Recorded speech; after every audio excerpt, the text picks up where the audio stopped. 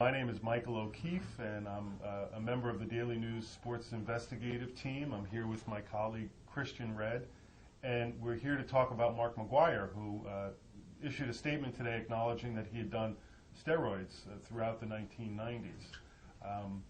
We reported on this story in 2005, right before the infamous congressional hearing, when Mark said that he was not there to talk about the past. And it really was the result of a lot of hustle and a lot of shoe leather journalism on our part.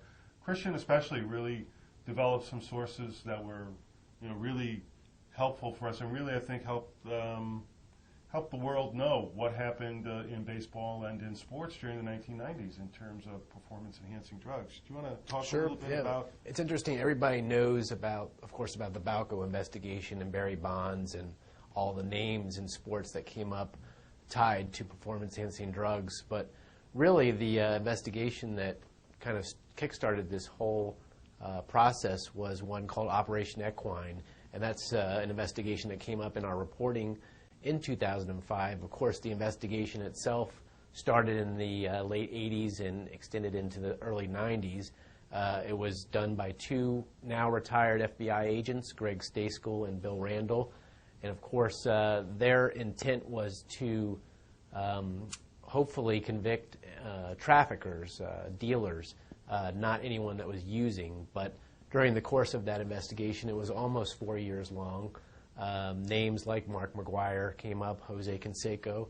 And during our reporting in 2005, as Mike mentioned, right before the congressional hearing, we had two FBI sources that confirmed a man named Curtis Winslow dealt steroids, very powerful steroids, if I recall correctly, to Mark McGwire at the early part of his career. And as Mike mentioned today, he admitted that he was using throughout his storied career, and that calls into question a lot of things that will happen from here on out, whether or not it will affect Mark's admission into Cooperstown, if that will change the way voters think, but certainly an interesting and explosive development.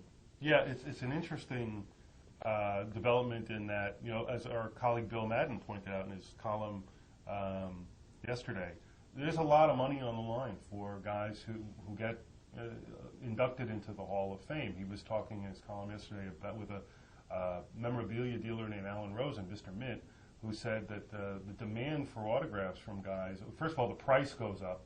He talked about Andre Dawson and the price of his autograph going from $10 to $40, and he just says also the demand is huge. So, I think there's going to be a lot of questions about McGwire and his motivation for, after years of being really a hermit, joining the Cardinals as their hitting coach, as he will in the spring, and then really addressing this publicly for the first time since that 2005 hearing, where I think a lot of people were under the impression that he had something to hide.